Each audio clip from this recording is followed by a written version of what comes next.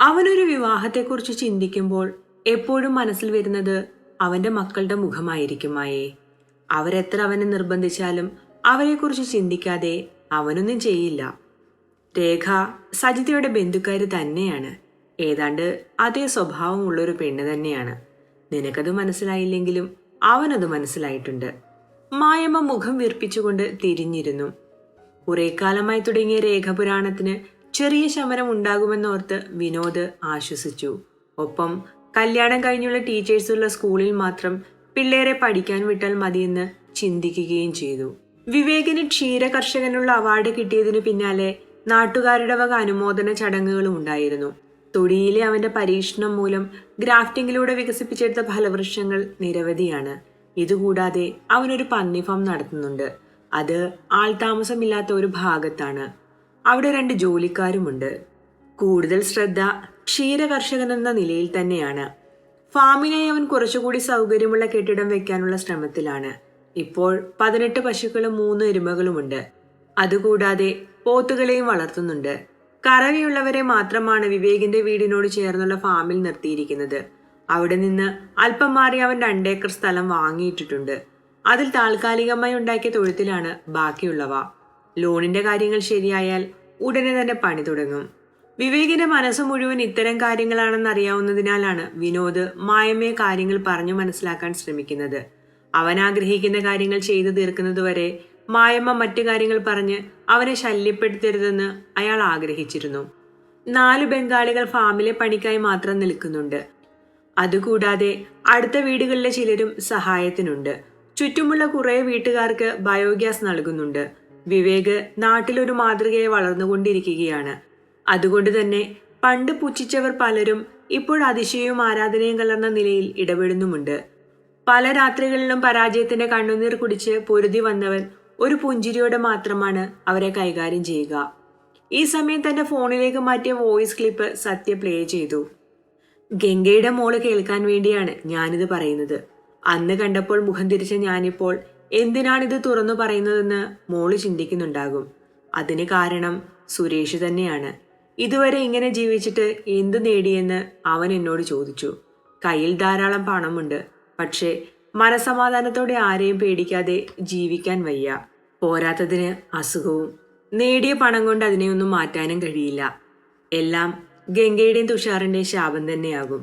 എനിക്ക് 19 വയസ്സുള്ളപ്പോഴാണ് ഞാൻ മാധവൻ സാറിന്റെ SM പ്രൈവറ്റ് ലിമിറ്റഡ് കമ്പനിയിൽ ജോലിക്ക് കയറുന്നത്. അന്നത് വിദേശത്തുള്ള ഒരു കമ്പനിയുടെ ഓതറൈസ്ഡ് ഡീലിംഗ് മാത്രമാണ് ചെയ്തിരുന്നത്. പിന്നീടാണ് ഇന്ന് കാണുന്ന വിധത്തിലേക്ക് വളർന്നത്. എട്ടും പൊട്ടും തിരിയാത്ത എന്റെ പ്രായത്തെ വിശ്വൻ സാറും ദിനേശൻ സാറും ചൂഷണം ചെയ്തു. വില പിടിപ്പുള്ള വസ്ത്രങ്ങളും ആഭരണങ്ങളും പണവും കിട്ടിയപ്പോൾ ചെയ്യുന്നതിലെ ശരികേടുകൾ ഞാനും മനസ്സിലാക്കിയില്ല. അച്ഛന്റെ പ്രായമുള്ള 2 പേർക്കൊപ്പം ജീവിതം മുന്നോട്ടു പോകുന്നതിനിടയിൽ അവരുടെ മക്കളായ വിഷ്ണുവും ഗിരിയും എന്നെ ശ്രദ്ധിച്ചു. ചെറുപ്പക്കാരായ അവരോട് എനിക്കും താല്പര്യം തോന്നിയെന്ന് തന്നെ പറയാം. അല്ലെങ്കിൽ എന്റെ നിലനിൽപ്പിന് അവരെയും സന്തോഷിപ്പിക്കേണ്ടി വരുമെന്ന് തിരിച്ചറിഞ്ഞുകൊണ്ട് ഞാൻ അവർക്കും വഴങ്ങിക്കൊടുത്തു. ആ സമയത്താണ് പുതിയതായി ഒരാൾ കമ്പനിയിൽ ജോയിൻ ചെയ്തത്. മാധവൻ സാറിന്റെ പരിചയത്തിലുള്ള രംഗനാഥൻ എന്ന നാഥൻ. നിന്റെ അച്ഛൻ തുഷാറും ആ കമ്പനിയിൽ അന്ന് ജോലി ചെയ്തിരുന്നു.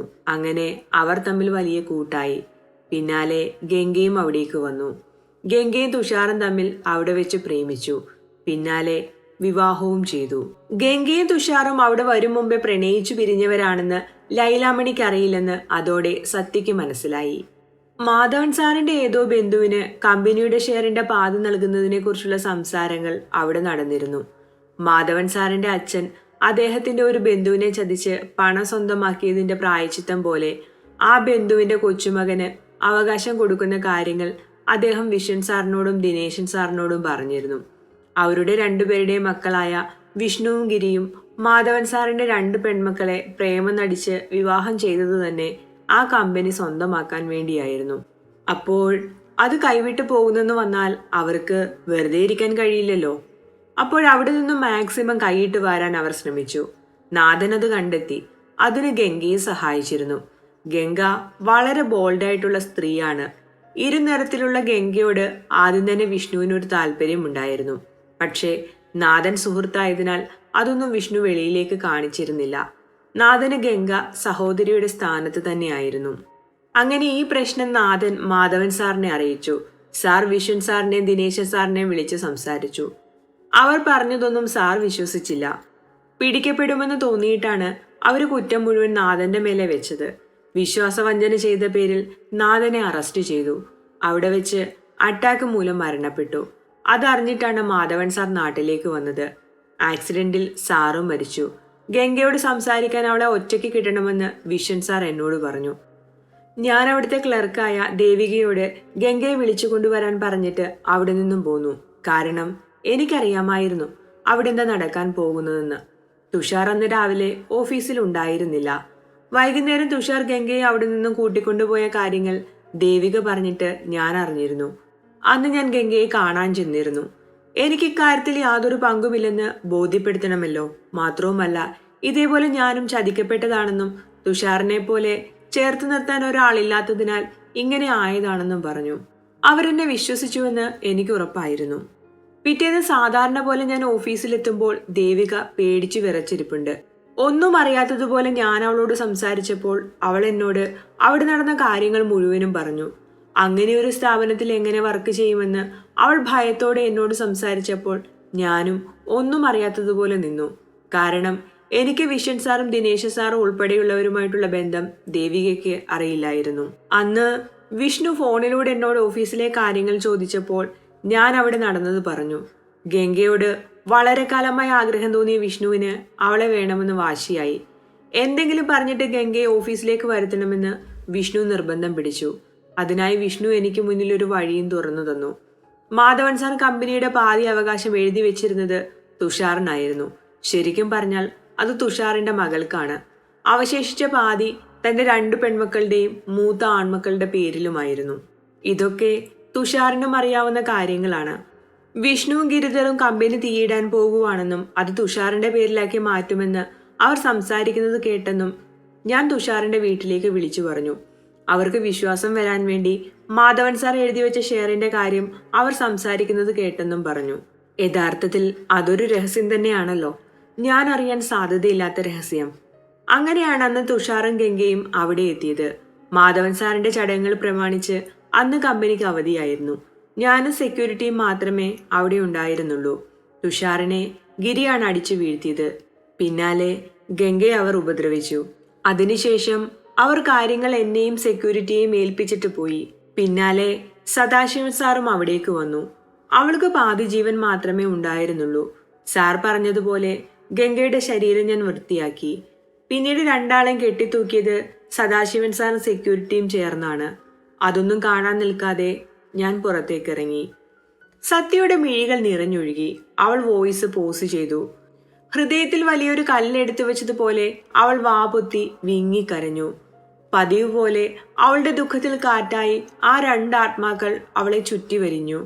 പത്മമുത്തശ്ശിയുടെ അച്ഛനെ മാധവൻ എന്നയാളുടെ അച്ഛൻ പറ്റിച്ച് പണം കവർന്ന കഥയും മാധവൻ പത്മയെയും കുടുംബത്തെയും കണ്ടെത്തിയതും പിന്നാലെ തുഷാറിന് ആ കമ്പനിയിൽ ജോലി നൽകിയതുമായ കഥകൾ തുഷാർ തന്നെ എഴുതി വെച്ചിട്ടുണ്ടായിരുന്നു. ലൈലാമണിയെ കൊന്നുകളയാനുള്ള കലി സത്യയ്ക്കുണ്ടായി. എങ്കിലും അവളത് അടക്കിക്കൊണ്ട് പിന്നെയും വോയിസ് പ്ലേ ചെയ്തു. അവരുടെ ആത്മഹത്യ നടന്നതിന് പിന്നിൽ സ്വന്തം മക്കളുടെ കൈയുണ്ടെന്ന് വിശ്വൻ സാറിനും ദിനേശൻ സാറിനും മരിക്കുന്ന കാലം വരെ അറിയില്ലായിരുന്നു. എല്ലാ രഹസ്യങ്ങളും അറിയാവുന്ന എന്നെ അവർ കൂടെ നിർത്തിയെന്ന് പറയാം. മാധവൻ സാറിന്റെ മരണത്തോടെ കമ്പനിയുടെ മറവിൽ പലതും നടന്നു. അവരിലേക്ക് പുതിയൊരു സുഹൃത്തു കൂടി കടന്നു വന്നു, ദേവരാജ്. എന്റെ ജീവിതത്തിൽ ഒരാൾക്കൊപ്പം കൂടി കഴിയേണ്ടി വന്നു. അവർക്ക് മയക്കുമരുന്ന് കച്ചവടമായിരുന്നു. അതും അവരായി ഉണ്ടാക്കിയെടുക്കുന്ന സാധനങ്ങൾ ചെറുപ്പക്കാരിലേക്ക് എത്തിച്ച് ഒരു വലിയ ശൃംഖല തന്നെ ഉണ്ടാക്കിയെടുത്തിട്ടുണ്ട്. ദേവരാജിന്റെ മക്കളും മരുമക്കളുമെല്ലാം അതിന്റെ ഭാഗമായിരുന്നു.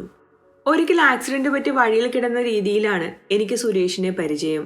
അതിനു പകരമായി ഞാൻ അവനെ സാമ്പത്തികമായി സഹായിച്ചു. അവിടെ നിന്നും സദാശിവൻ സാർ എന്നെ കൂട്ടിക്കൊണ്ടുപോയത് ഡൽഹിയിലേക്കാണ്. ദേവരാജിന്റെ മൂത്ത മരുമകളുടെ 5 മാസമെത്തിയ ഗർഭം നശിപ്പിച്ചു കളയുന്നതിന് കൂട്ടിരിക്കാൻ വേണ്ടി. അത് കഴിഞ്ഞാണ് ഹോസ്പിറ്റലിൽ വെച്ച് ഒരു പ്രായമുള്ള സ്ത്രീക്കൊപ്പം നിൽക്കേണ്ടി വന്നത്. അത് മാധവൻ സാറിന്റെ ഭാര്യയായിരുന്നു. അവർ മരിച്ചപ്പോൾ സദാശിവൻ സാർ എന്നെ കൂടെ കൂട്ടി. ഇത്രയും വർഷമായിട്ടുള്ള ബന്ധം കൊണ്ട് ഞങ്ങൾക്കിടയിൽ മനസ്സുകൊണ്ടും ഒരു അടുപ്പമുണ്ടായിരുന്നു. അങ്ങനെയാണ് വരദരാജനും മക്കൾക്കും പിന്നാലെ പോലീസുള്ള കാര്യം ഞാൻ അറിഞ്ഞത്. അന്ന് ഞാൻ സാറിനോട് ഗംഗയുടെ മകളെ കണ്ട കാര്യം പറഞ്ഞപ്പോൾ സാറ് ഞെട്ടി. തൽക്കാലം ഇതൊന്നും ആരോടും പറയേണ്ടെന്ന് പറഞ്ഞു. പിന്നെ 2 വർഷം മുമ്പ് വിഷ്ണു സാറും ദിനേശൻ സാറും റിസോർട്ടിൽ വെച്ച് ആത്മഹത്യ ചെയ്തപ്പോൾ വിഷ്ണുവിനും ദിനേശനും എന്നെ സംശയമായി. ഒപ്പം അവരുടെ മക്കൾക്കും. അവരുടെ സത്യങ്ങളെല്ലാം അറിയാവുന്ന 2 വ്യക്തികൾ ഞാനും സദാശിവൻ സാറുമാണല്ലോ. സദാശിവൻ സാറിന്റെ മരണം അറിഞ്ഞപ്പോൾ ഞാൻ ഈ ഗ്രാമത്തിലേക്ക് വന്ന് ഒളിച്ചു കഴിയാൻ തുടങ്ങി. ക്യാൻസർ ടെസ്റ്റിന്റെ റിപ്പോർട്ട് കാണിക്കാൻ ഞാൻ അവിടെ വന്നപ്പോൾ പിന്നെയും നിന്നെ കണ്ടു. അവിടെ വെച്ച് വിഷ്ണുവിന്റെ ആളുകളുടെയും കണ്ണിൽപ്പെട്ടു. അവർക്ക് നിന്നെ മനസ്സിലായിരുന്നു. പ്രത്യേകിച്ച് വിഷ്ണുവിന്റെ മകൻ വൈഭവിന്. അവര് കൈവശം വെച്ചുകൊണ്ടിരിക്കുന്ന കമ്പനിയുടെ 60% ഷെയറിന്റെ അവകാശിയെ അറിയാതെ പോകില്ലല്ലോ. ഞാനപ്പോൾ നിന്നോട് ദേഷ്യത്തിൽ പെരുമാറിയതും പരിചയം കാണിക്കാത്തതും ചരിത്രം ആവർത്തിക്കാതെ ഇരിക്കാൻ വേണ്ടിയാണ്. പക്ഷേ പിടിക്കപ്പെട്ടു. എന്നിലൂടെ നിന്നെയും ഇല്ലാതെയാക്കാൻ തന്നെയാണ് അവരുടെ തീരുമാനം. മരിക്കും മുമ്പ് ഒരു നല്ല പ്രവൃത്തിയെങ്കിലും ചെയ്യണമെന്ന് തോന്നി. അതുകൊണ്ടാണ് സദാശിവൻ സാർ തന്ന ഈ ഫോണിൽ നിനക്ക് വേണ്ടതെല്ലാം പറഞ്ഞു വെക്കുന്നത്. ഇവിടേക്ക് വരും മുമ്പ് നിന്നെ തടയാൻ വേണ്ടിയാണ് ഞാൻ റിസ്ക് എടുത്തിട്ടാണെങ്കിലും സുരേഷിന്റെ കയ്യിൽ കൊടുത്തുവിടുന്നത്. എന്നെ തേടി ഈ ഗ്രാമത്തിലേക്ക് വരരുത്. നീ ജീവനോടെ ഇരിക്കുന്നത് അവർക്ക് ദോഷമാണ്. എന്നിലൂടെ നിന്നെ കൊല്ലാനാണ് അവരുടെ തീരുമാനം. കാര്യങ്ങൾ അറിഞ്ഞ സ്ഥിതിക്ക് നീ മടങ്ങിപ്പോകണം. വോയിസ് ക്ലിപ്പ് അവസാനിക്കുമ്പോൾ പുറത്ത് ഏതൊക്കെയോ ശബ്ദങ്ങൾ അവൾ കേട്ടു. സുരേഷ് ആരോടോ എനിക്കറിയില്ലെന്ന് പറയുന്നതും അവൾ കേട്ടു. പിടിക്കപ്പെട്ടുവെന്ന് അവൾക്ക് ഉറപ്പായി. തുടരും.